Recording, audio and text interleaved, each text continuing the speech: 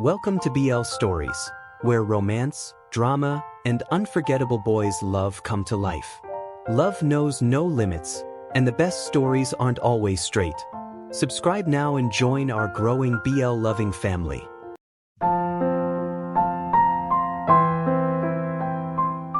Chapter 48. Mom, calm down, I pleaded, gently placing my hands on her shoulders to steer her away from the oven she'd been guarding for the past 10 minutes. A thin sheen of sweat covered her brow, the warm orange glow of the oven light reflecting across her face. Wes, you were the one who told me your boyfriend is a good cook, Mum said with a huff, brushing a loose strand of hair from her face before turning to attack the salad with renewed focus. It's fine. He's not picky with food, I groaned, wincing as she chopped a cucumber into pieces that were dangerously close to dust. She froze mid-chop, raising an eyebrow at me. You said his pasta was the best you'd ever had, she reminded me, lips twitching as she noticed my face turning red. Shaking her head, she turned back to her overly diced cucumber. We can't have him thinking that his boyfriend's family doesn't appreciate good food. Okay, I drawled, snagging a piece of cucumber and popping it into my mouth. She shot me a sideways glance, but before I could reach for another, Jamie swooped in, balancing a large bowl above her head. Move, move, move, Jamie called, nearly clipping my forehead with the bowl. Jamie, seriously? I grumbled, earning a snicker from my sister as she set the bowl beside Mum. You were in the way, Jamie teased, nudging me with her foot. The kitchen's too small for all three of us. Go set the table or something. I shot her a discreet glare behind Mum's back, returned instantly by a much less discreet gesture from Jamie, only for Mum to lightly smack the back of her head. Trying not to laugh, I made my escape to the dining room. Setting out 3 places like usual, I paused when my hand reached for the 4th plate. I smiled softly, running a thumb along its rim before placing it beside my own. Nico's place. It had been a few days since the whole coming out situation, and things had slowly settled.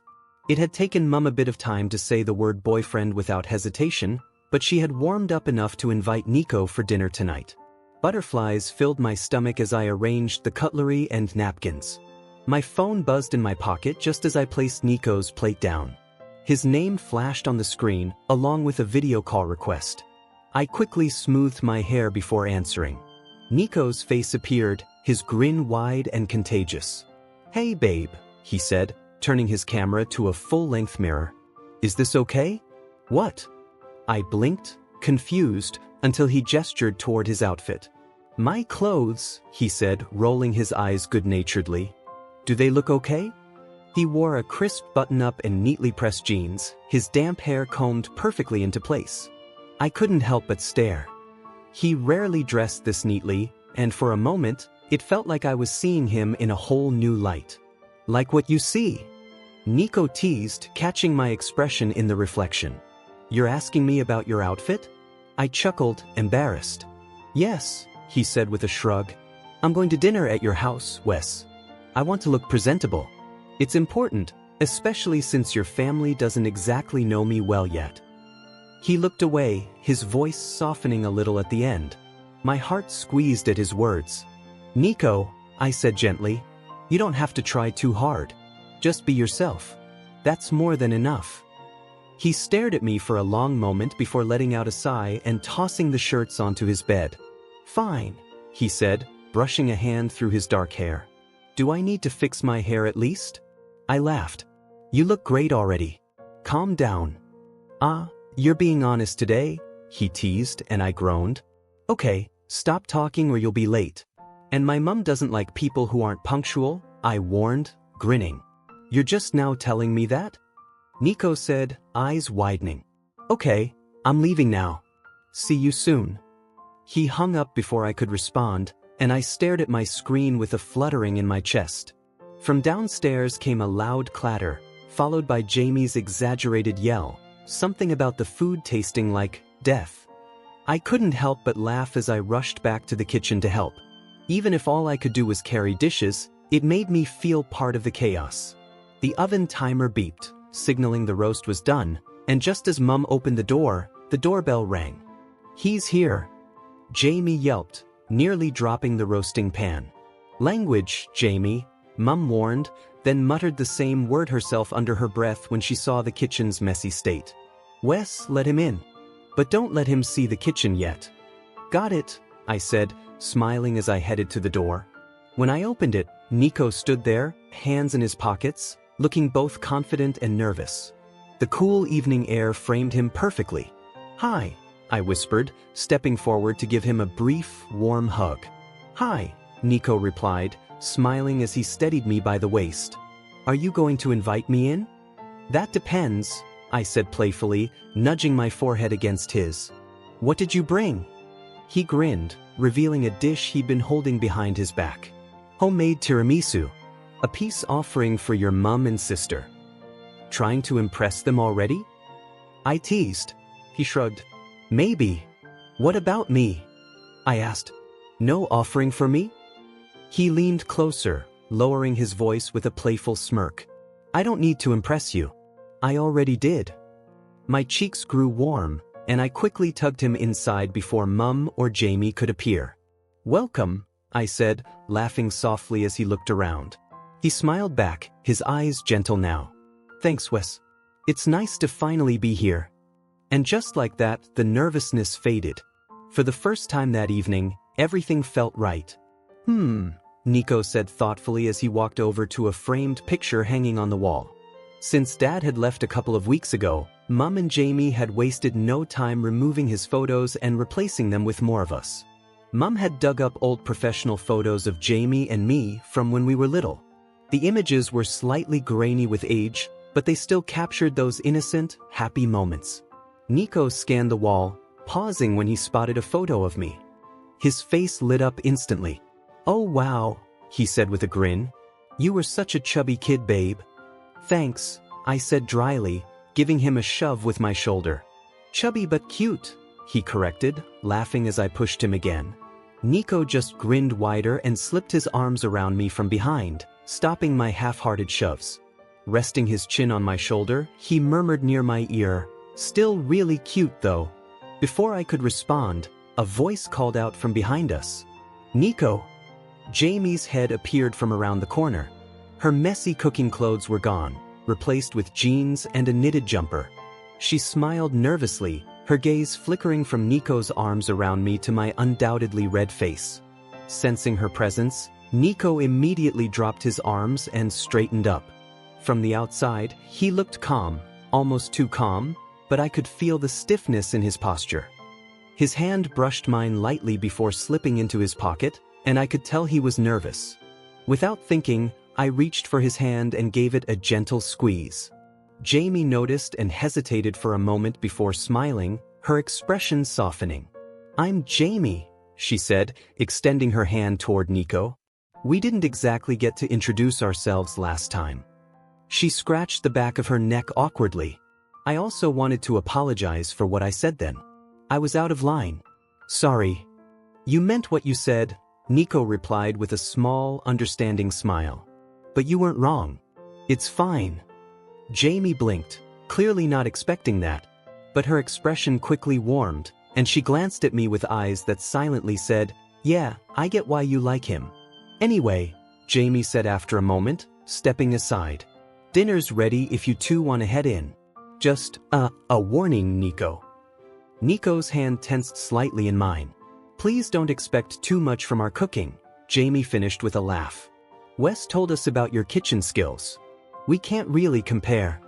"Jamie," I hissed, my face burning as Nico looked at me, amused. "Kitchen skills, huh?" he teased, the corner of his mouth curving up. "Oh yeah," Jamie said with a grin, elbowing me in the ribs. "Not just his cooking either. He talks about you all the time." "Jamie," I groaned, covering my face as she laughed and darted into the kitchen. When we followed her in, Mum looked up from the salad she was fixing. "Oh, you're here," she said cheerfully. Her eyes swept over Nico, from his shoes, up the inked designs on his arms, to his dark hair and lip ring. Her expression was unreadable, calm but assessing. Instinctively, I moved closer to Nico, looping my arm through his. I wasn't sure if I did it to comfort him or to show Mum that this was real.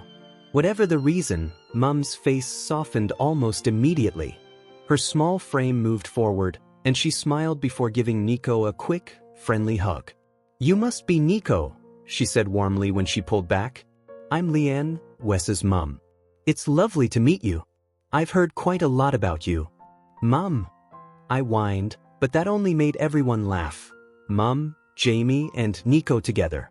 And hearing that laughter, those three voices blending, made something heavy in my chest finally lift. Later, after dinner, Jamie leaned back in her chair with a content sigh. "You were right, Wes," she said, patting her stomach. "That tiramisu was incredible." "Glad you liked it," Nico said, grinning. "I wasn't sure what kind of desserts you liked, so I took a guess. You can make other desserts?"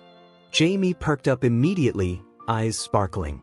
"Wes, if you ever break up with him, I'm going to be so mad." "Don't jinx me," I said through a mouthful of tiramisu, kicking her under the table. Nico laughed, leaning forward. "It's fine, Jamie. I wouldn't let him break up with me anyway." I choked on my dessert, and Nico had to pat my back while fighting a smirk. "You really are a good cook," Mum said, scraping the last bit of tiramisu from her bowl. "Tiramisu barely counts as cooking," Nico said modestly, shaking his head. "Well, if that's barely cooking, then I don't even want to think about what you'd call our attempt," Mum said with a sheepish chuckle. "You even rescued our roast earlier." Jamie pointed at me with a grin. "Seriously, Wes, don't let this one go." I said don't jinx it. I cried again, which only made everyone laugh harder. Nico's hand found mine under the table, a quiet reassurance amidst the noise. "Oh, I almost forgot," Mum said suddenly, clapping her hands. "Are you staying the night, Nico?" If her words made Nico blink, they made me practically choke. "What?" I sputtered, staring at her. "I just asked if Nico was staying the night," she said casually. "I even picked up an extra toothbrush for him, just in case." I could only gape. A week ago, she couldn't even say boyfriend without hesitation, and now she was buying him toothbrushes? "I don't want to intrude," Nico said politely, though his faint smile, and the way he squeezed my hand, suggested he didn't completely dislike the idea. "Oh, nonsense," Mum said brightly. "You opened your home to Wes when he needed it. Letting you stay is the least we can do." He doesn't have pajamas," I said lamely, earning an eye roll from Jamie as she excused herself with a muttered, "Seriously, Wes?" "I'm sure you two can figure something out," Mum said, waving off my protests. "I'd be happy to stay," Nico said graciously, smiling at her, and then at me, in a way that made my heart race. "Wonderful," Mum said. "You boys go relax. I'll handle the dishes." As Nico and I headed upstairs, he looked relaxed, completely at ease now. I, on the other hand, was on the verge of a meltdown. "Oh no, when did I last change my sheets?" I thought, panicking internally. "You okay, babe?" Nico asked, clearly amused by my flustered state. "Totally fine," I said with a nervous laugh. "Completely fine." He chuckled softly. "You look like you're about to explode." When we reached my room, he added teasingly, "It's not like this is the first time we've shared a bed. We're not sharing a bed in my house." I said too loudly. A thud came from Jamie's room next door. Mortified, I dragged Nico into my room and shut the door. He tilted his head. "So, I'm sleeping on the floor then?" "No. I mean, we can share the bed, but it's just sleeping. Just sleeping." He tried not to laugh. "So, it's fine at my place but not here?" "My mom's down the hall, and my sister's room is right there," I said, pointing at the wall. "Jamie told me to wish her luck, and, quote, get some," Nico replied with a grin. "Oh my gosh, I hate her," I groaned, burying my face in my hands. "She's a good sister," Nico said, sitting beside me and gently pulling my hands away. "Your mum's great too." I smiled softly. "Yeah, she really is." Nico's teasing faded. He turned on his side, pressing a tender kiss to my cheek. And in that quiet, with his hand resting over mine and laughter still echoing faintly downstairs, I thought, this feels right. This feels like home. Chapter 49. The only bad thing about getting expelled is that I can't walk into school with you, Nico said with a grimace as he parked by the curb outside the school gate. His frustration showed clearly on his face as students slowed down to stare at us through the car windows. Normally, Nico didn't care about attention, but this time, he glared at anyone whose eyes lingered too long. Trying to lighten his mood, I smiled a little and took his hand, pressing a firm kiss to his knuckles, more for my reassurance than his. Nico's tense expression softened, his eyes falling to our joined hands with a sigh. "Wes, are you sure you'll be okay?" he asked, concern lacing his tone. "Nico, I'll be fine," I said, though my voice wavered. "I think." "You think?" he repeated with a raised brow. "No, I know," I said quickly, shaking my head. "Benny said Daniel's still recovering from, the fight. He's not back at school yet. And after everything that happened, the teachers are patrolling like it's a lockdown. So, it should be fine." Nico didn't look convinced. "No, seriously," I added, forcing a confident smile. "It'll be fine." "I still don't like it," Nico muttered, glaring through the window again at a few students who were pointing our way. What happened to being proud of me for going back to school? I teased. "Where's my supportive boyfriend?" "He didn't go anywhere," Nico replied with a faint smile, eyes curving gently. He leaned over and kissed the side of my mouth. "He's just supportive and worried." "Hey," I said softly, cupping his face in my hands, my fingers brushing his cheeks. "I'll be okay. I'm just going to class, keeping my head down. Benny will be with me anyway." Nico chuckled. As much as I trust Benny, I'm not sure how much protection he can really offer. "Yeah," I said laughing. "He'd probably be the first to go down." Before Nico could respond, a knock sounded on my window. "Speak of the devil, your questionable bodyguard's here," Nico said, smirking. I turned to see Benny standing there, wiggling his eyebrows and grinning like an idiot. "He always shows up at the worst possible time," I grumbled, making Nico laugh. He handed me my backpack. "Wes, if anything happens, call me right away, okay?" I nodded. Benny threw his arm over my shoulder, giving Nico a friendly wave. "Don't worry, man. I'll protect him with my life." Nico chuckled, and we exchanged a quiet look, one filled with unspoken understanding, before I stepped out of the car. As I walked toward the building, I felt his gaze on me. Nico's car didn't leave until I disappeared through the school doors. The hallway buzzed with chatter when Benny and I entered, but the noise faltered for a moment as eyes turned toward us. Whispers quickly replaced the silence. "Hey, isn't that Nico's boyfriend?" "So, he's back?" someone whispered nearby. "Boyfriend? Are they actually dating?" another voice asked. "Didn't you see them during the fight? They were basically holding on to each other. And Nico got into that fight because of him." "Oh yeah, I saw them outside the gate this morning. Nico drove him here again. He doesn't do that for anyone. They've probably been together for a while." "Wow, really? I didn't think Nico was into guys." I winced slightly at their words, feeling a few curious stares burn at my back. "Hey," Benny said firmly, nudging me forward. "Ignore them. They're just jealous you managed to get Nico's attention." "Benny," I hissed, shoving his shoulder, though I couldn't help but laugh. "I'm just saying," he said, rubbing the spot dramatically. His grin faded when he looked past me. I turned to follow his gaze and froze. Sophia. She was walking toward us with Parker beside her, her expression dark and determined. Whispers rippled again through the hallway. "Hey, isn't that his ex?" someone muttered. "Yeah, the one who said he cheated on her." Didn't that happen just before everyone found out he was dating Nico? Maybe she's the one who lied. Sophia's jaw clenched and her pace quickened. "Dude, should we run?" Benny muttered, already reaching for his locker. For a second, I actually considered it. My pulse was racing, and every instinct told me to walk away, to avoid the confrontation. But I was tired of running. I'd spent too long running from my feelings, my fears, even from myself. "No," I said quietly, tightening my grip on my books. "I need to deal with her eventually. Might as well be now." Benny stared at me like I'd grown a second head. "Wow," he said. "Where did my best friend go?" You used to chicken out from everything. Very funny, I said, rolling my eyes but smiling despite myself. He chuckled and patted my shoulder. You've got this, man. I'm right here. Before I could respond, Sophia stopped in front of us, eyes blazing. Sophia, I greeted carefully. Her lip curled. Is that all you have to say to me, Wes? After what you did? I swallowed hard. Sophia, I told you before, I'm sorry. I know I hurt you, and I regret how I handled things. I was confused about myself, my family, and... Don't even say his name, Sophia snapped, her voice trembling with anger. That word, the venom in it, stung sharper than I expected. Sophia, I said, my tone steady but firm, you can call me whatever you want. Say I'm awful, say I made mistakes, fine. Maybe I deserve that.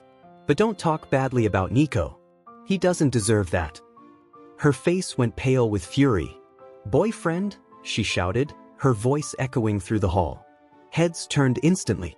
Yes, I said, forcing my voice to stay calm. Boyfriend? Sophia laughed bitterly. You really think anyone believes that? Nico Beckett? He's nothing but trouble. And you, she pointed at me, trembling with emotion. You're just as bad as him. Maybe you two deserve each other. Enough, I said sharply, my patience thinning. Parker stepped forward suddenly, shoving his hand against my shoulder. The force made me stumble backward into Benny, who immediately steadied me with a glare.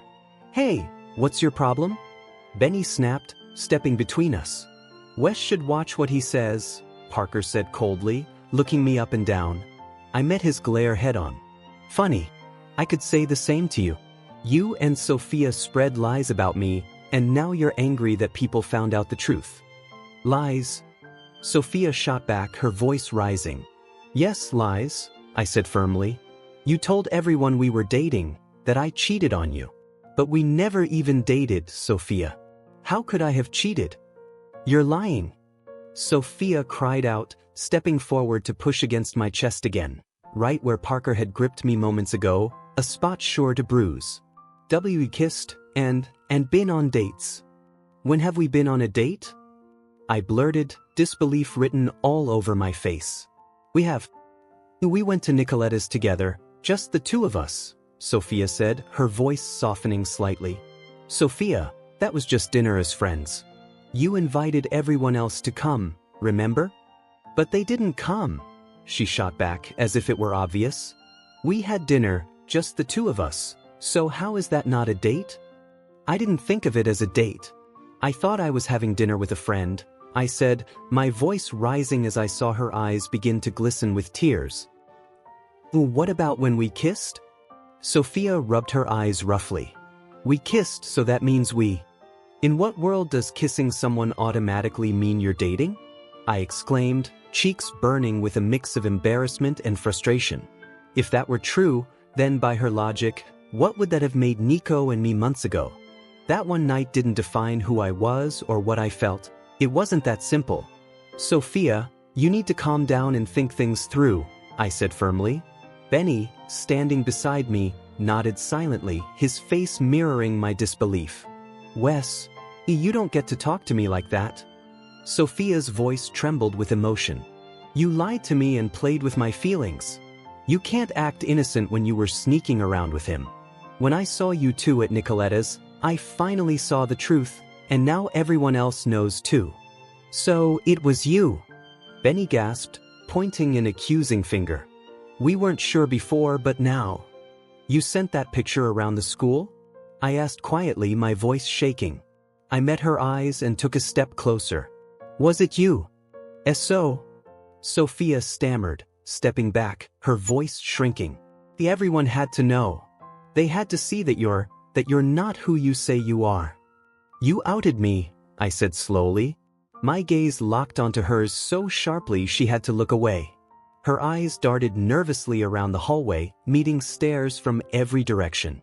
The air felt heavy, every whisper, every look, she could feel them all. You outed me to the entire school, I said softly, but my words carried like thunder through the silence. That wasn't your right. It was no one's right. You say I lied to you, that I hurt you, but at least I didn't betray someone's trust like you did." My voice wavered as I took a deep breath. The hallway remained still, everyone frozen. Then, as I exhaled, it seemed like everyone else did too. The moment broke. Sophia turned and ran, her brown hair flying behind her, eyes red. Parker glanced at Benny and me before following her down the hall. The school bell rang sharply, cutting through the tension. The crowd began to move again, students whispering as they passed. But for the first time in a long while, I didn't care what they thought. It felt like a weight had lifted off my shoulders, like I could finally breathe again. "Well, wow," Benny said quietly, giving me a look of half shock, half admiration. I asked, voice trembling as I turned to him. "Who are you, and what did you do to my best friend?" Benny teased, his grin making me laugh despite everything. I bumped his shoulder lightly. "Be quiet, Benny," I said, smiling faintly. The pool shed felt emptier without Nico. Without him, the space seemed colder, the hours slower. Sure, Benny was here, but it wasn't the same. "Wes, if you don't wipe that grumpy look off your face, I'm going to poke you with this fork," Benny said, waving it at me. I swatted his wrist away, grimacing. "I'm not grumpy," I muttered. Benny rolled his eyes dramatically. "Oh really? Because you look pretty grumpy. You act like you miss Nico more than me. Whatever happened to bros before, well, you know what I mean." "Okay, now I am annoyed," I said, trying not to laugh. Benny gasped theatrically. "I'm offended, Wes. I'm your only friend here, and this is how you treat me." I looked up at him, raising an eyebrow. He was clearly imitating Sophia from earlier, his voice pitched high in mock drama. I couldn't help but chuckle. "I still can't wrap my head around everything," I sighed.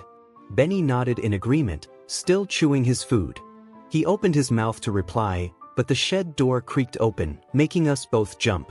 For a split second, I thought Sophia and Parker were back, or maybe Alyssa and her friends were here to start more trouble. My heart eased a little when I saw it was just Rachel, peeking nervously inside, followed by Leo. Immediately, Benny stood up, stepping protectively in front of me and brandishing his plastic fork like a weapon. I groaned and kicked his calf lightly. "Benny, put the fork down," I said. "Hey Wes." "Benny," Leo said, rubbing the back of his neck awkwardly. Rachel adjusted her glasses, which kept sliding down from the sweat on her nose. "Hey," I said, unsure. Can we maybe talk to you?" Rachel asked softly.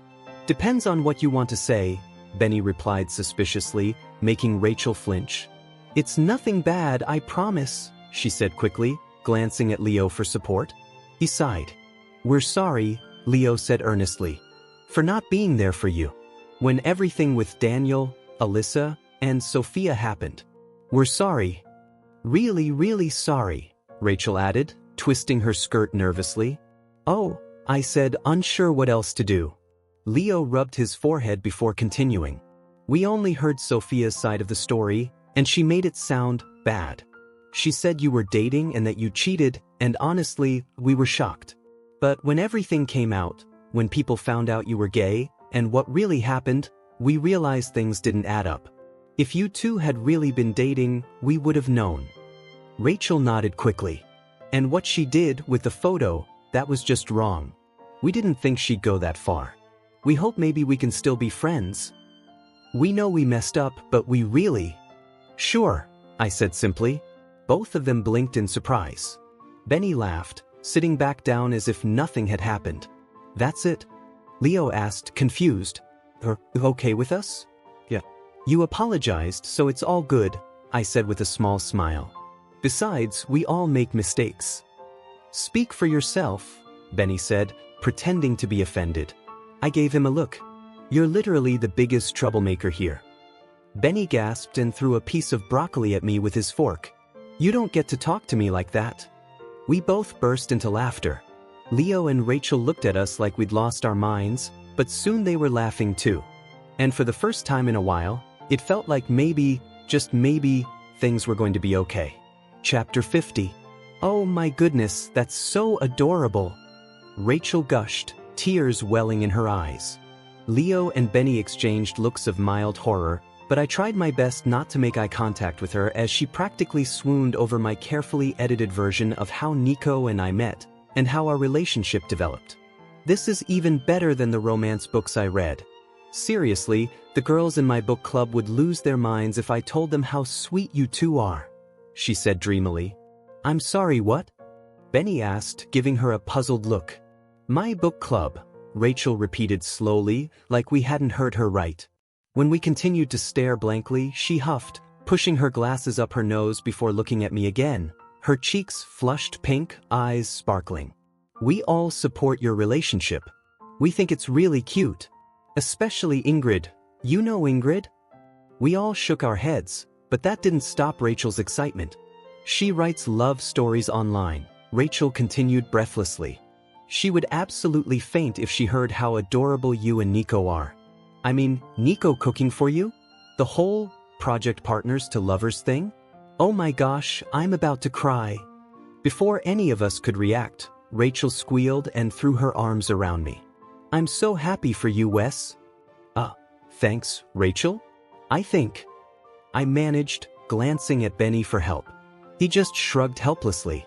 I didn't realize people were, supportive of us, especially after what happened last week. The moment I mentioned it, the cheerful atmosphere dimmed. Rachel pulled back, her expression softening. That's something else I wanted to apologize for, she said quietly. A lot of my friends thought you two were really sweet together, but we were scared to say anything in front of Daniel and Alyssa and the others. Same here, Leo added, rubbing the back of his neck. Most of the guys on my team support you too. They don't care that you're gay. It's just, they're friends with Daniel and they didn't want to get caught in the middle. It's a lousy excuse, but still. I get it, I said with a small, tired smile. And I did. Speaking up isn't easy when it means risking someone else's anger. It's human to avoid conflict, but sometimes silence can hurt more than words. It's hard. Incredibly hard. Okay. Benny clapped his hands together, the sharp sound cutting through the tension. Now everyone's all mopey and I don't do sad. Let's talk about happy things, yeah?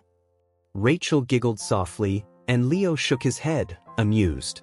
I rolled my eyes but smiled, sinking back into my seat. So, happy thoughts, Leo began, scratching his head. After a moment, he nudged Rachel for help.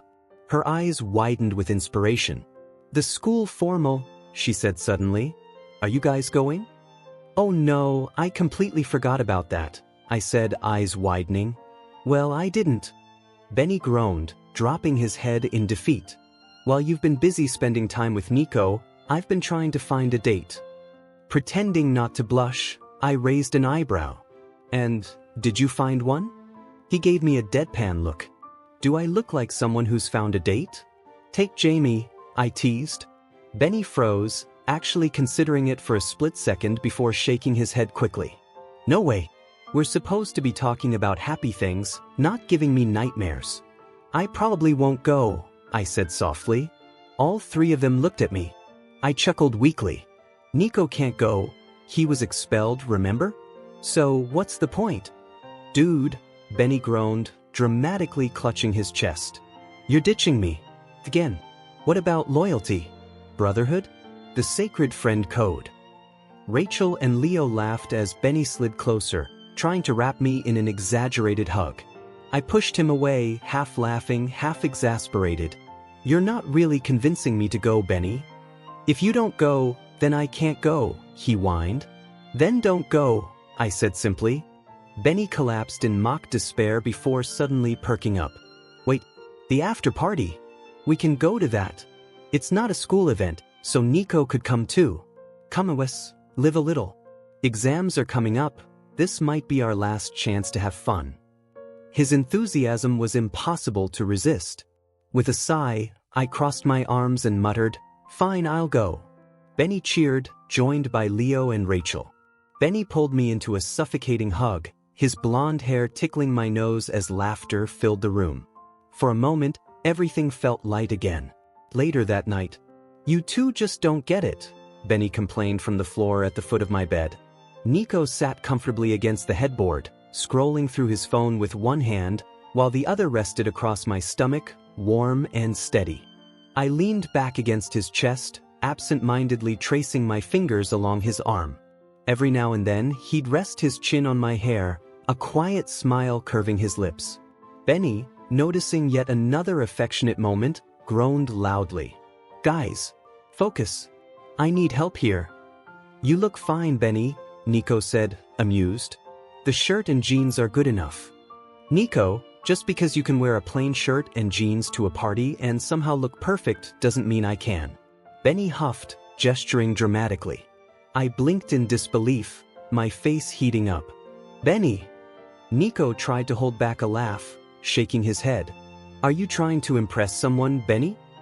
"Huh, very funny," Benny said dryly. "But seriously, I don't want to look lame." "Sorry to break it to you, but that might be impossible," I teased. "Wow, thanks for the confidence boost," Benny said, throwing me a mock glare as Nico laughed beside me. "You guys are the worst," he muttered, giving himself one last look in the mirror before sighing. "Okay, whatever. Let's just go." When we didn't move, Benny threw one of his shirts at me. Before it could hit, Nico caught it midair and tossed it aside.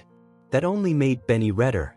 With a dramatic cry, he jumped onto the bed, kicking at both of us until we were laughing uncontrollably on the floor. "Fine, fine," Nico said between laughs, standing and brushing himself off. He offered me his hand, smiling as he pulled me to my feet. We piled into Nico's car soon after. The after-party was at a classmate's mansion. His parents were always away for work, leaving their house open for chaos. Even from the street, the sound of the party was deafening. Colored lights flashed through the massive windows, and people stumbled around outside, laughing too loudly. "Where are the drinks?" Benny asked, scanning the crowd. "I'm not drinking," I said firmly. Nico smirked, clearly remembering the last time I'd made that promise. "You're no fun," Benny sighed. "What about you, Nico?" "I drove," Nico replied, glancing at me. "As tempting as it is, I'd rather make sure we all get home safely." "So responsible all of a sudden," I teased. He smiled mischievously. "Or, we could always call Colin to pick us up later." Benny hooped. "Now that's the spirit. Let's go." As we entered the house, the air was thick with music and laughter. People brushed past us, too lost in the rhythm to notice much. But when their gazes flickered to Nico and me, they lingered longer than usual. Sensing it, Nico casually wrapped his arm around my shoulders, pulling me closer. His smirk deepened as he looked down at me. "What's that look for?" I asked, voice half drowned by the pounding bass. Nico leaned closer, his voice low but clear in my ear. "Just making sure they all know who I came here with." And even in the middle of the noise, the flashing lights, and the chaos of the crowd, everything else faded. "Just thinking that I need to keep an eye on you," Nico said, his arms tightening around me with a teasing smile. "Why is that?" I whispered, a little breathless as he leaned closer, his tone playful but his gaze warm. "Well," Nico began, tilting his head, "someone here has a history of getting a little too friendly at parties." I blinked, instantly defensive. "I do not. That was just one time, and it was with you." My shove against his chest was more symbolic than strong. Nico's soft laugh rumbled in his chest, and I couldn't help but roll my eyes. "Wait," I said, narrowing my gaze. "Did you really just call yourself hot?" Nico grinned. "What, you don't agree?" His eyes glittered beneath the flashing lights, mischief dancing there. My lips twitched, a smile threatening to appear despite my best efforts. "You're so full of yourself," I said, shaking my head. "And yet," he countered, leaning closer, his voice low and teasing, "you still fell for me." I raised a brow. "Who says I fell?" He smirked. "You're standing pretty close for someone who didn't." I couldn't help it. My laugh escaped before I could stop it. The music pulsed around us, and for a moment, everything else disappeared. The crowd, the lights, the noise, all of it faded until it felt like we were the only two people in the world. Nico's hand brushed against mine, tentative but sure. His touch was steady, grounding me in the middle of all the chaos. "Maybe I just have a thing for guys like you," I admitted quietly, my eyes flicking up to meet his. "Yeah, he asked, voice soft but curious. Guys who look confident but actually care more than they admit, I said, the corner of my mouth curving into a small smile. Nico's expression softened. That's so. I nodded. That's so. Before I could say anything else, Nico leaned forward until our foreheads touched. His breath was steady against mine, the air between us humming with a mix of laughter, tension, and something much deeper, something we both understood but didn't have to name. You're impossible, I whispered. And you love it, he replied simply, his smile gentle this time, sincere, almost shy. I didn't answer with words. I didn't need to. When our lips met, it wasn't rushed or wild. It was steady and full of every moment that had led us here. The noise of the party melted away, leaving just us, the quiet rhythm of our breathing and the warmth of his hand at the back of my neck. It wasn't about losing control. It was about finding something real in the middle of all the noise. When we finally pulled apart, our foreheads still pressed together, Nico laughed softly. You're going to be the end of me, you know that? Guess we're even then, I said, smiling up at him. And for a moment, it didn't matter who was watching, what people said, or what tomorrow might bring. Right then, under the strobe lights and the sound of distant laughter, all that mattered was us. Nico heard me loud and clear, as he always did. There was a wordless understanding between us, something that needed no explanation. The air around us seemed to hum with quiet intensity, a rhythm only the two of us could hear. We stood close, breathing the same air, the silence thick with unspoken words. My pulse raced, but not from fear.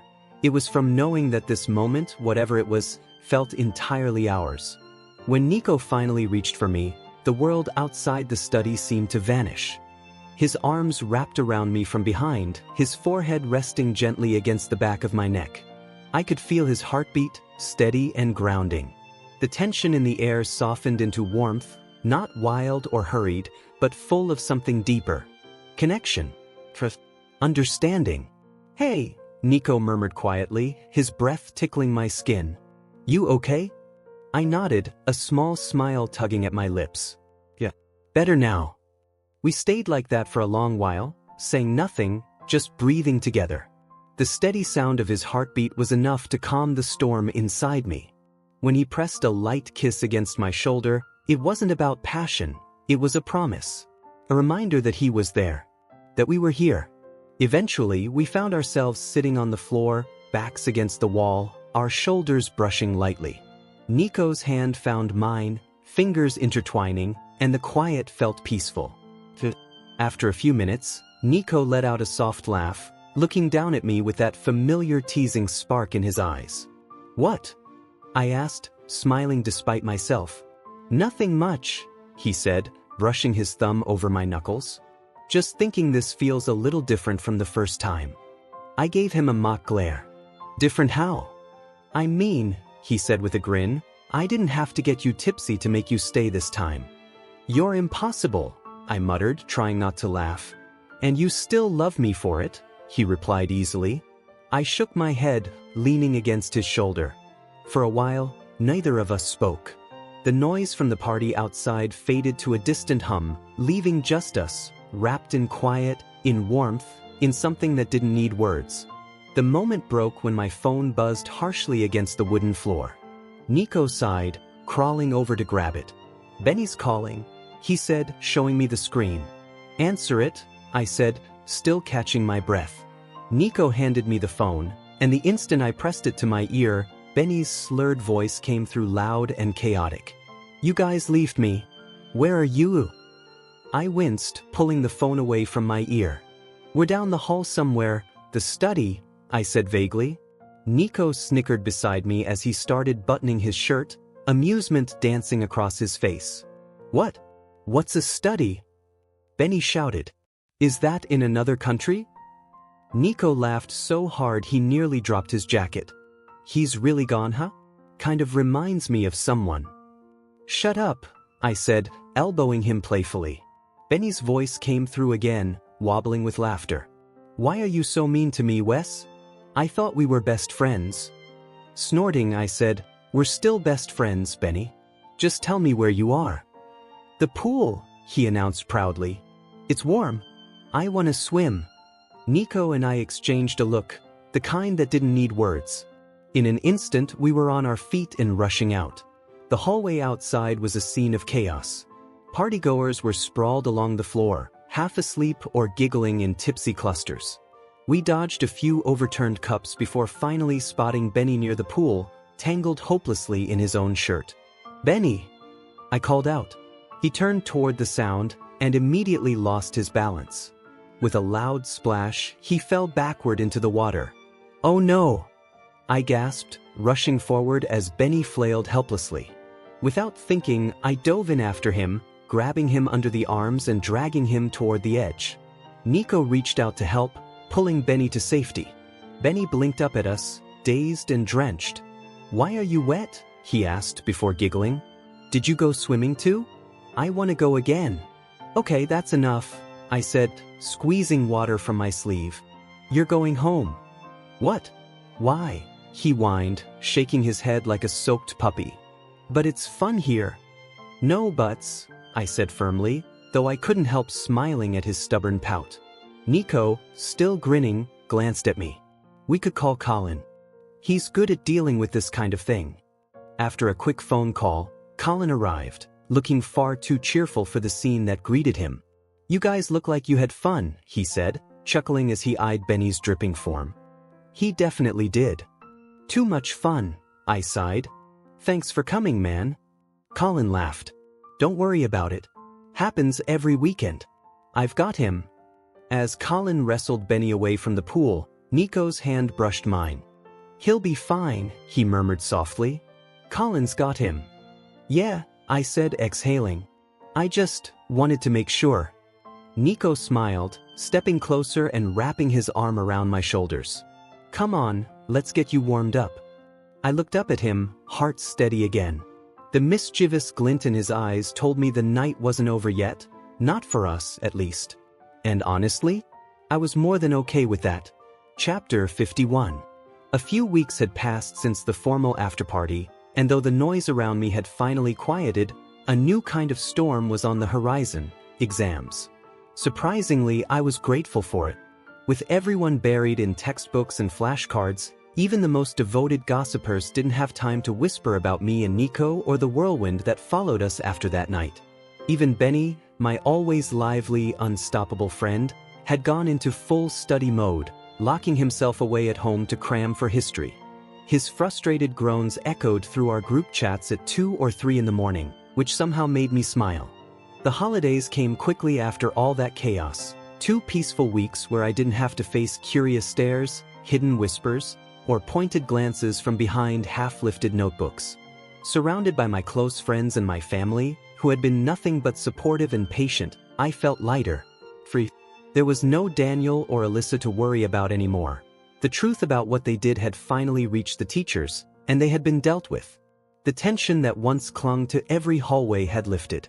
Sophia and Parker had also kept their distance since the confrontation. I still caught glimpses of them occasionally between classes, but they didn't approach me anymore. After the last time their reputations took a hit, they seemed content to leave things be. And honestly, that was fine by me. I didn't need more drama in my life, not with exams already bringing enough of it. Because truthfully, I was behind. With everything that happened between Nico and me, I had let my studies slip. My grades, once flawless, now had a few B's scattered between the A-minuses. It was enough to jolt me awake in the middle of the night, my heart pounding with worry. I'd sit up, open my books, and force myself to study until the exhaustion became too much. At least, I told myself, the panic was productive. One afternoon, rubbing at my tired eyes, I pushed open the door to Miss Levinson's office. She wasn't just my biology teacher, she was also the head of the Year 12 department, which meant every student had to go through the dreaded exam prep and career talk. "Wesley," she said when I entered, her tone softer than usual. I took a seat across from her, my hands fidgeting with the hem of my shirt. Her desk was piled high with papers, my mock exam results on top.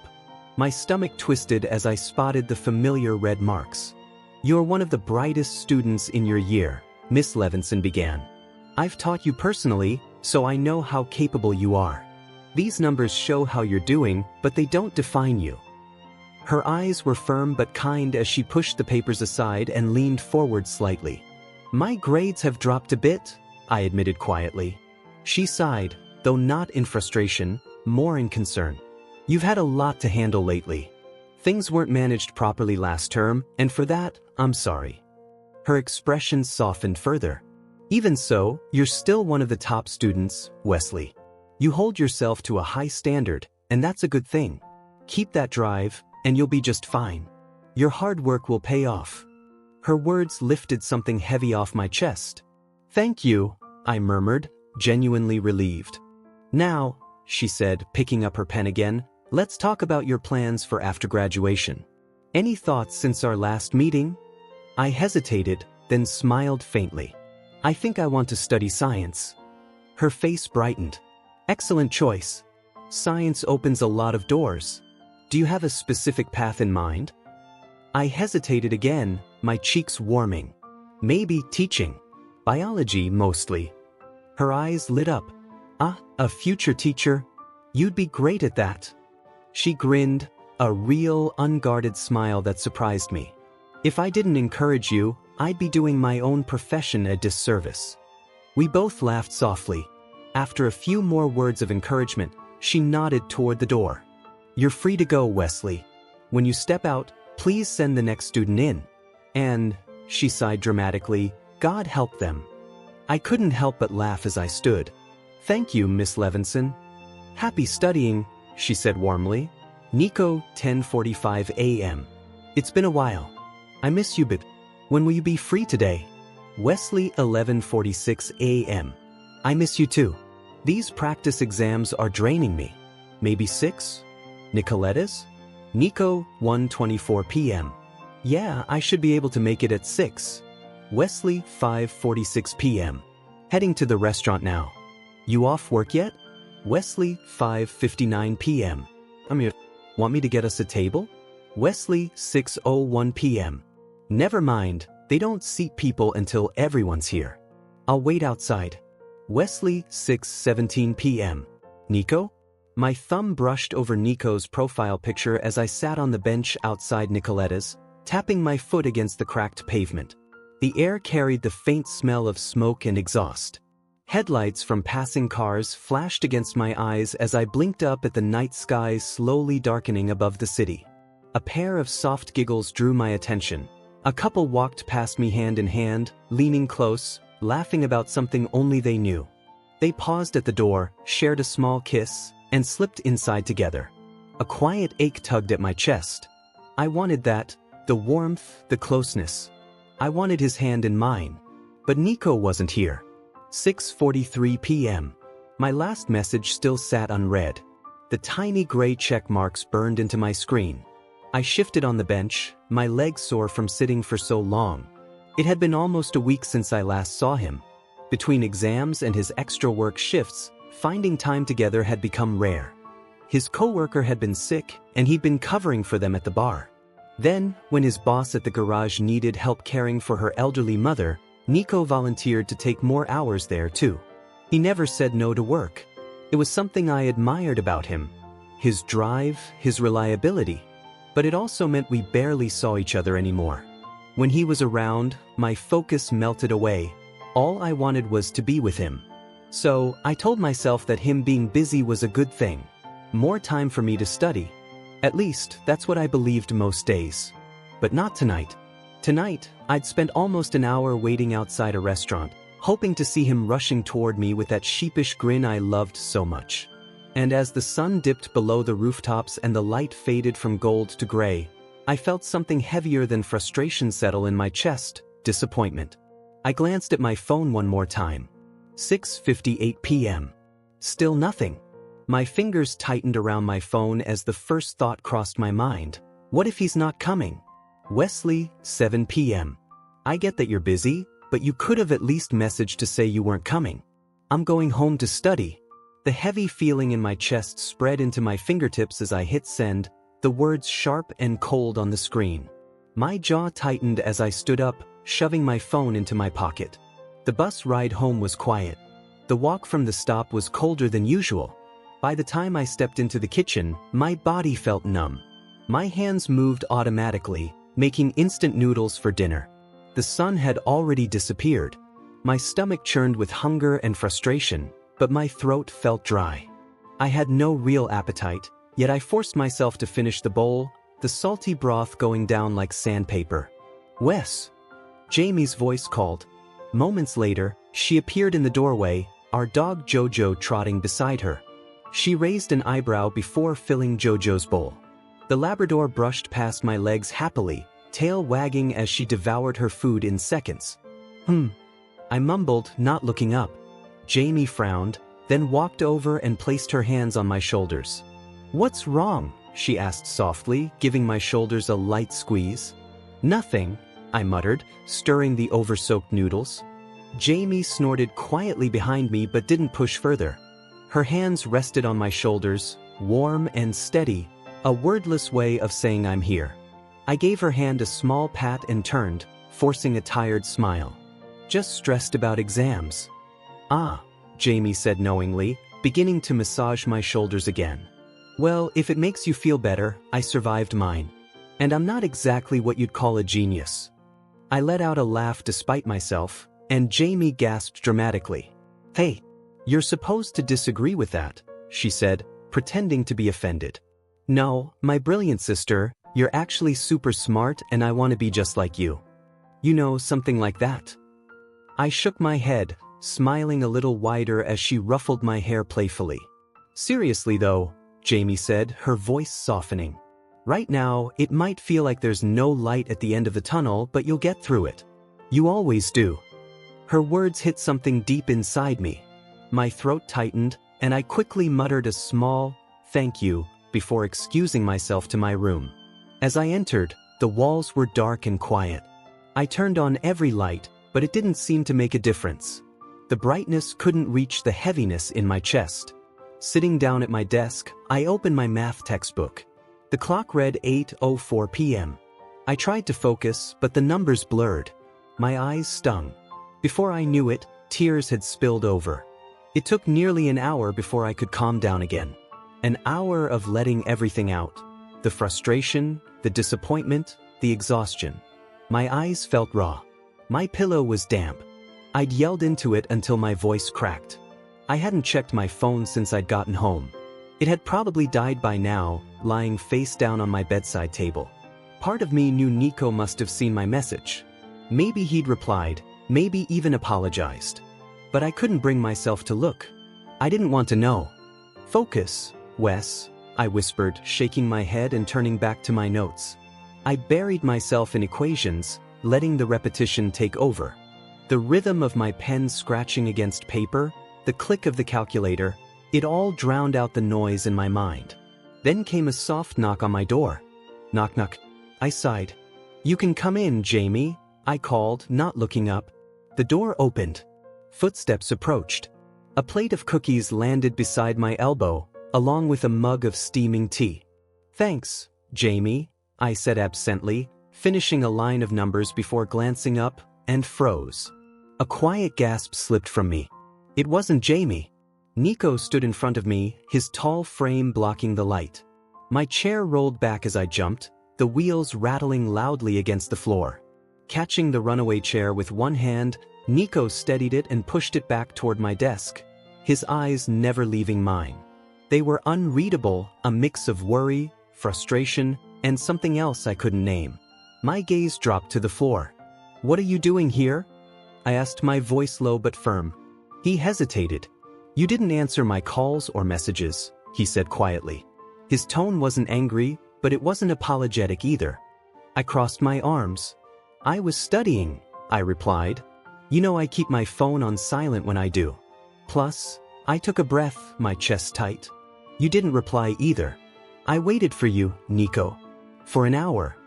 Nico's shoulders stiffened. His hands slipped out of his pockets and his face fell. "Wes, I didn't mean to." "But you did," I interrupted, my voice trembling. "You left me sitting there." "Wes, please, just listen," Nico said, raising his voice slightly. "Something happened at work." "I don't care what happened at work." I snapped before I could stop myself. I care that you didn't show up, and you didn't even tell me. Nico's expression hardened.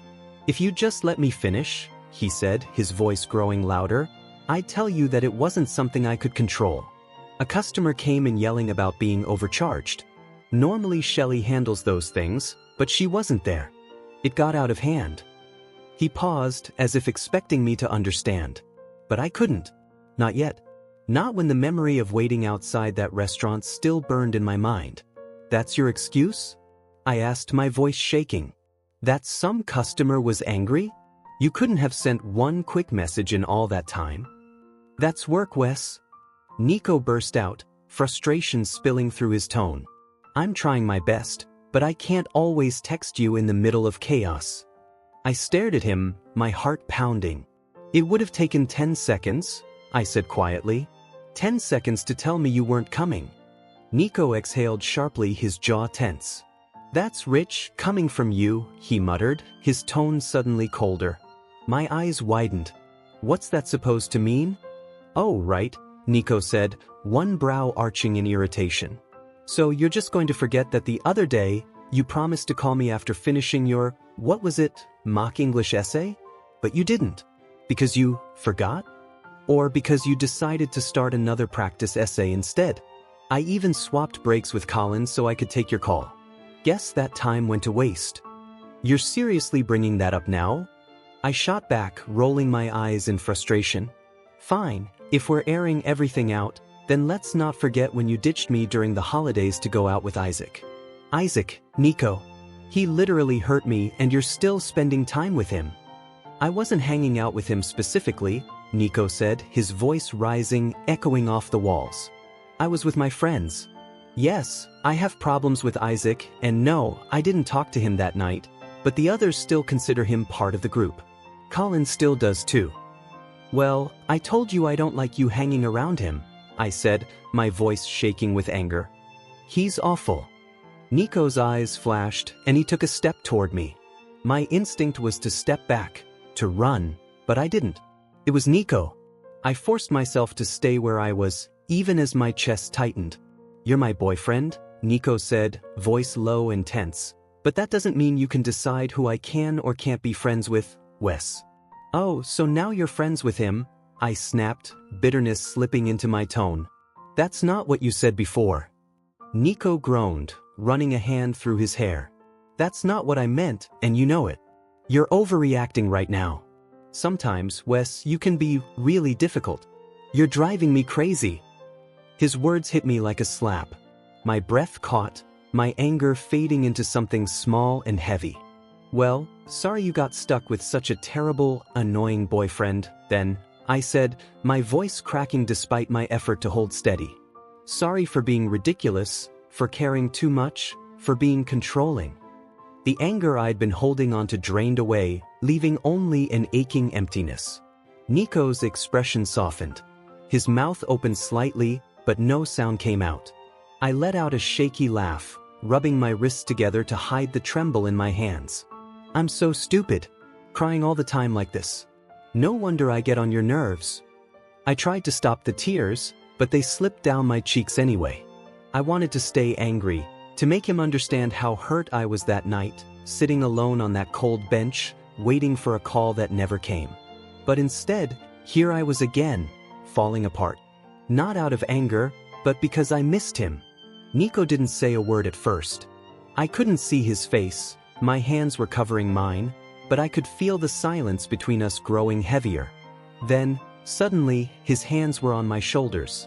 They slid up to cup my face, gently pulling me forward. I didn't resist. My body moved on instinct, leaning into his warmth as he pressed his forehead against mine. Don't say that, he whispered, his voice still trembling with leftover anger but filled with something softer underneath. Don't ever say that about yourself. You're not stupid, Wes. You're not annoying. I shouldn't have said those things. I'm sorry. My tears came again, but this time for a different reason. That's all I wanted, I whispered, clutching the front of his shirt tightly. I just wanted you to say that. I just wanted an apology. I know, Nico murmured, wrapping his arms around me. I'm sorry. Really. I'll do better, okay? I nodded against his chest, the steady beat of his heart grounding me. The fight had drained both of us, but in that quiet, I could finally breathe again. Maybe we were both still learning how to fight, how to forgive, how to love without breaking each other in the process. Chapter 52. Nico collapsed beside me with a quiet groan, his body warm and heavy against mine. His head rested on my shoulder, our breathing slowly sinking after everything that had just happened. I smiled when he shifted slightly and pressed a soft kiss against my collarbone. I wrapped my arms around him, one resting over his forearm draped across my waist, the other gently tangled in his hair. Nico sighed when I kissed his forehead, his arms instinctively pulling me closer. "We should probably get up and clean up," he murmured, starting to move. But I tugged him back down with a small shake of my head. Nico chuckled and settled back, nuzzling into my shoulder again. "Okay, not yet then." I smiled faintly, my fingers running through his hair, still a little damp but soft under my touch. For a while, neither of us spoke. We simply lay there in silence, our hearts finally steadying after the storm of emotions between us. Being close to Nico always felt intense, but this time, it was different. Maybe it was the leftover tension from our argument, or maybe it was just how much we had missed each other. "I'm sorry," Nico said softly after a moment. My fingers paused, then continued tracing small lines through his hair. "I'm sorry too," I replied.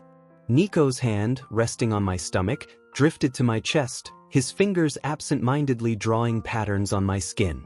"I said things I didn't mean," I continued. "I overreacted. I shouldn't have." "It's not stupid," Nico said gently, nudging my chin until I looked at him. But I shook my head. "No, I shouldn't have snapped at you like that." He sighed, his thumb brushing over my cheek. "You had every right to be upset, Wes. I shouldn't have lost my temper either. We've both been under a lot of stress lately, it was bound to spill over." "But I shouldn't have taken it out on you," I said, frowning. "You've been working hard. That's not something I should have made sound like a bad thing." "Yeah, but I should have told you I was running late," Nico admitted, his voice thick with regret. "I can picture you sitting there waiting for me and He trailed off, pulling me closer with a sigh. "We both messed up," I said finally, trying to lighten the air. Nico snorted, his lips twitching into a small smile. "Agreed," he said. "I don't like fighting with you. It feels awful." "I hate it too," I whispered. The words were soft but carried easily between us. Our bodies were pressed close, the steady rhythm of his heartbeat soothing against mine. For a while, neither of us said anything. We just stayed there, content in the silence. When I began to wonder if Nico had fallen asleep, his voice came quietly. "You know," he said thoughtfully, "I've never had a fight like that before." I tilted my head to look at him. "What do you mean?" Nico shifted so our faces were level, our noses brushing slightly. "I've never fought like that with someone I actually love." My cheeks warmed, my heart fluttering at the word love. "Hey, you said once that you've been slapped by angry girls before," I teased, though his serious gaze didn't waver. "I'm serious, Wes," he said, flicking my nose lightly. "People have gotten upset with me before, sure, but it was always one-sided. They were angry because they wanted more than I could give. But with you, it's different." "Different how?" I asked quietly, pressing a hand against his chest. "Because when you're angry at me," Nico said, his eyes softening, "it actually hurts. I can't stand it. I hate seeing that look on your face and knowing I caused it." My heart swelled so much it almost hurt. His honesty disarmed me. "Then let's try not to fight again," he said suddenly, his tone firm. I laughed, bumping my forehead against his. "Knowing us, that's impossible. But we can try to fight better next time." He chuckled. "Fair enough." He brushed a strand of hair from my face and kissed me, slow, gentle, full of quiet apology. Then, with his usual grin, he added, "Fine. But next time we make up, we'll make it count." "Nico," I gasped, half embarrassed, half amused. "You ruin every serious moment." "What?" he asked, feigning innocence. "You didn't seem to mind earlier." "Nico!" I squeaked, covering my face as he laughed. His laughter filled the room easy and warm. But I froze when he added, "By the way, you might want to hope Jamie didn't hear us." My eyes widened. Oh no, I forgot she was home. Before I could bury myself under the covers, a faint thud came from the next room. I groaned in horror. Never again. We are never doing anything at my place again. Nico grinned. Then maybe we should move out together. My jaw dropped. Wait, what? He shrugged like it was nothing. I mean, not right away. But maybe after you graduate. We already spend most of our time at each other's places. It just makes sense. And it would be easier to find somewhere near my work and your university. I stared at him, stunned. Do you really mean that? You want us to live together? Of course, he said, laughing softly as he kissed the tip of my nose. I'll take that as a yes? Yes, I said, throwing my arms around him, nearly knocking the wind out of him as he laughed. 100 times yes. A few weeks later, finishing my last exam left me in a strange haze. Relief washed over me, but beneath it was a quiet emptiness. After years of studying and late-night cramming, it was all over in a single moment. The sound of a clock ticking and the shuffling of papers. Outside, students were crying, cheering, hugging. Some tore up their notes, others looked like they'd already left their bodies. As I stepped through the school gate, I spotted a familiar car parked by the curb. Nico was waiting, leaning against the door with a smile. It was okay, I said, answering his unspoken question. I think I did all right. You seem a little out of it, Nico said, rubbing my back. It's just weird that it's over, I admitted with a small laugh. I've been studying for so long, I don't even know what to do with myself now. Well, Nico said, his grin returning, I have a few ideas. I rolled my eyes, giving his shoulder a playful shove. Behave. Fine, he said, chuckling as I climbed into the car. Once he settled into the driver's seat, his hand found mine. So where to? Anywhere, I said, smiling. And I meant it. Because wherever Nico was, that was where I wanted to be. Graduation night. The assembly hall buzzed with excitement. Students exchanged thrilled glances, legs bouncing in anticipation as they waited for their turn on stage. It was the evening of our valedictory ceremony, and beneath the electric atmosphere was a quiet sense of finality. This would be the last time we'd all be together, shoulder to shoulder in the school hall, about to graduate. It was summer, and even though the air was thick and hot, our school still insisted we wear our blazers. Everyone was sweating, but no one dared to complain. I scanned the crowded room, packed not only with students but with parents too. Since the hall could only fit so many people, only parents were invited, but since Dad was out of the picture, my sister Jamie came along. I spotted them near the far wall, Jamie waving enthusiastically and Mom smiling through glassy eyes. A lump formed in my throat. I had to look away before I started tearing up right there. My gaze drifted over the sea of students until it landed on Benny, sitting near the front of the rows in alphabetical order. He'd be one of the first to walk on stage. Sensing my stare, Benny turned around, his face lit with excitement. We made it, he mouthed. I nodded, smiling back just as Principal Myers began his usual slow speech, congratulating us for completing our studies. The first student stood up, beaming as the hall filled with applause. Benjamin Adams, the principal called. Benny almost tripped as he leapt up, too eager to collect his certificate. I muffled my laugh into my hand as he bounded up the stairs like a burst of energy. The vice principal gave him a puzzled look as he enthusiastically waved at his parents, making the crowd chuckle. More names followed, and one by one, the rows ahead of me emptied. My heart pounded when the student beside me stood up. Wesley Dillon, Principal Myers said next. Taking a deep breath, I walked onto the stage. The lights were blinding. I accepted my certificate with shaking hands, mumbling a thank you before moving past the staff. Squinting through the brightness, I found Mom, now crying openly, and Jamie, whistling loudly through her fingers. I smiled, nodding toward them before glancing around the hall one last time. And then I saw him. At the very back of the room, half hidden behind a pillar, stood Nico. He wasn't graduating, and he definitely hadn't been invited. But there he was, his blue eyes catching the stage lights like they were made for him. When our eyes met, I nearly dropped my certificate. Nico smiled, one of those proud, heart-melting smiles that made everything else disappear. The rest of the ceremony passed in a blur. We sang the school song one last time, voices shaking with emotion, ending in a cheer that echoed off the walls. Then came the rush, students pouring out into the courtyard to hug friends and family, to take photos that would, hopefully, last forever.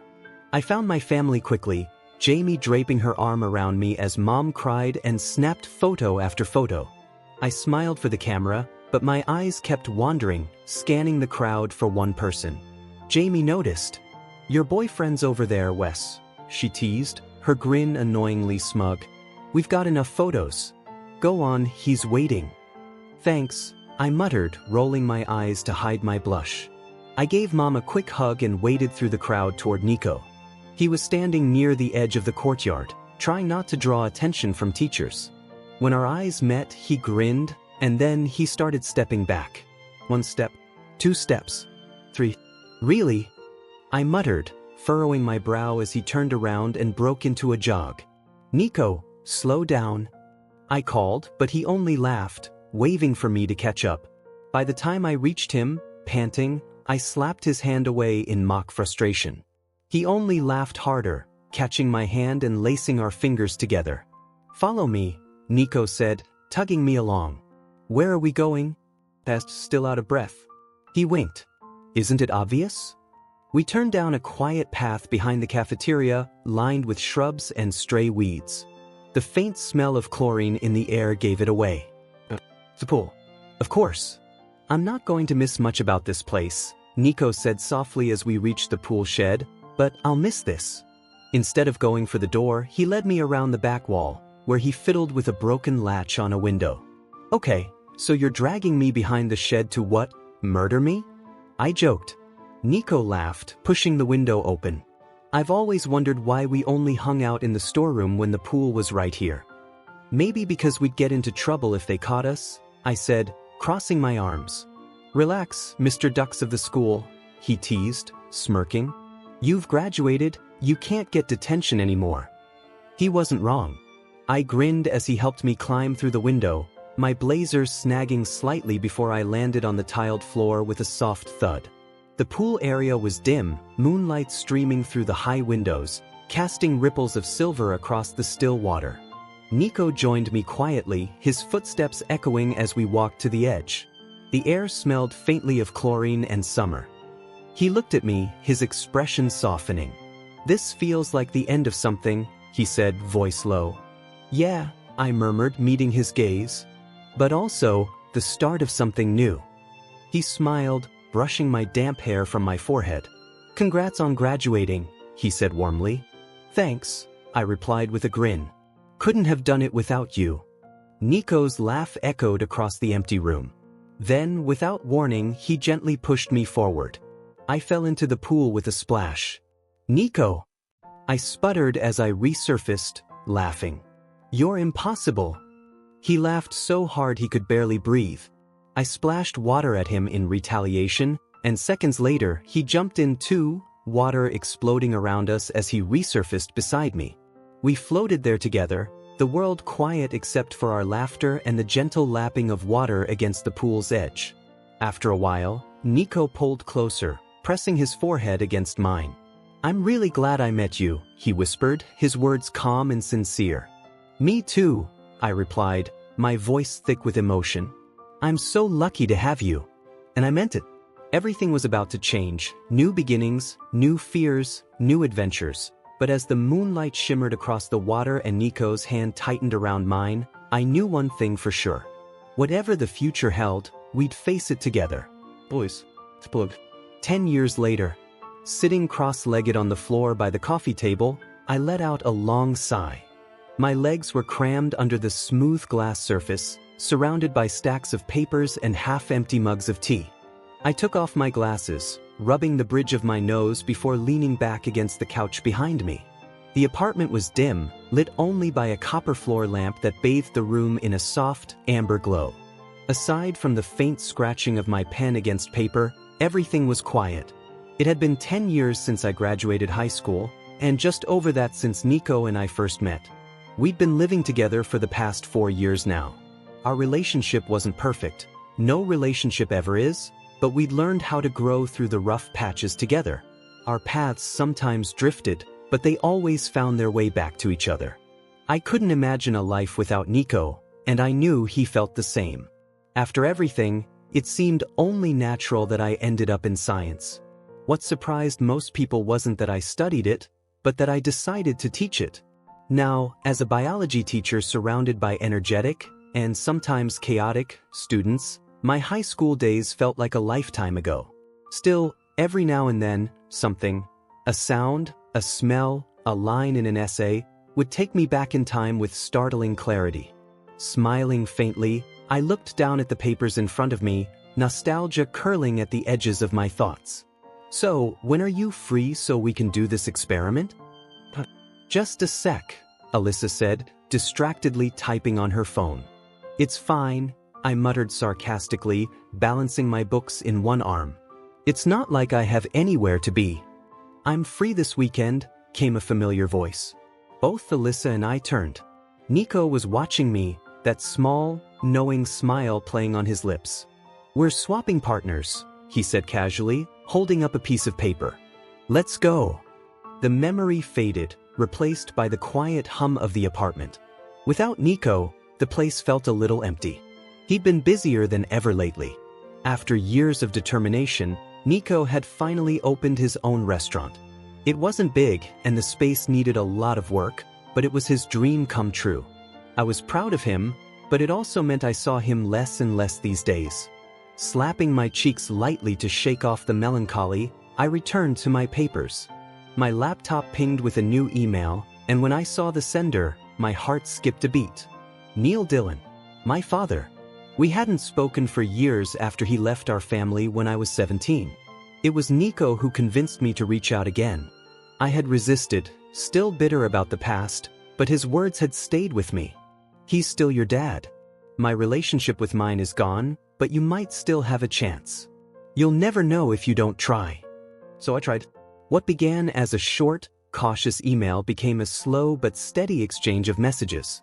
I wasn't ready to meet him or his new family, but the anger had softened over time. Forgiveness was still a work in progress, but for Nico's sake, I was learning. After replying to my father's email, I skimmed through the rest of my inbox, half of it filled with random messages from Benny. His office job left him with too much free time, and he made sure to use it by spamming me with jokes and updates about his life.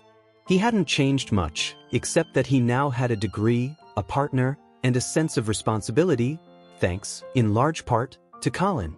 Smiling at Benny's latest antics, I brewed myself a cup of tea before settling back down. Just as I regained focus, the front door opened. "Babe, I'm home," Nico's voice called out. I looked up from a messy essay and couldn't help but smile. He stood by the door, still in his work clothes, exhaustion written all over his face, but his grin never faltered. Tossing his jacket onto a bar stool, he disappeared into the bedroom for a quick change. Moments later, he re-emerged in his favorite pajamas, hair slightly mussed, looking every bit like the person I'd fallen in love with years ago. He walked over and sat on the couch behind me, his legs bracketing my shoulders as he leaned down to press a gentle kiss to the top of my head. "Long day?" I asked. He hummed tiredly in response, his breath brushing my hair. Then he reached forward to pick up one of my students' papers. "This looks familiar," he said with a small laugh. "Wow, they grew a lot of beans, but still not as much as you did." I chuckled, shaking my head. "Funny. I remember doing most of the work while my partner watched." "I have no idea what you're talking about," Nico replied with mock innocence. "I remember opening up my house for you to work in." "Belle's house," I corrected. Details," he said with a grin, leaning down to rest his chin on my shoulder. His tattoos peeked out from under his sleeves, a contrast to his fair skin. Even now, after all these years, that small contact made my heart beat a little faster. "Nico, I'm trying to work," I said, swatting him playfully. He laughed softly, taking my glasses off and setting the papers aside. Then he wrapped his arms around me from behind. "Come on," he murmured. "It's late. You've been grading all night. Come to bed with me." I hesitated, staring up at his pleading expression, half teasing, half sincere. It was impossible to resist. "Fine," I sighed, pretending to give in reluctantly. Grinning, he stood and offered me his hand. I took it, letting him pull me up. He led me toward the bedroom, our laughter filling the quiet apartment. When I fell back onto the bed, he joined me, wrapping me in a warm embrace. "Babe," he said softly, his voice tired but full of warmth, "I missed you today." I smiled, brushing my thumb against his cheek. "Yeah," I admitted.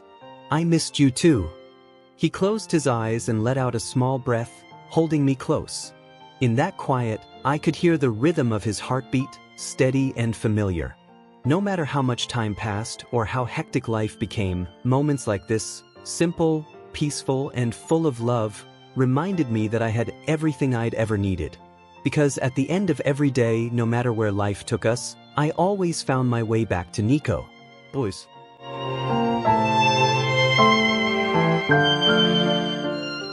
Thanks for listening to today's BL story. If it made your heart skip a beat, don't forget to like, comment, and subscribe. Only here on BL Stories, where love knows no limits.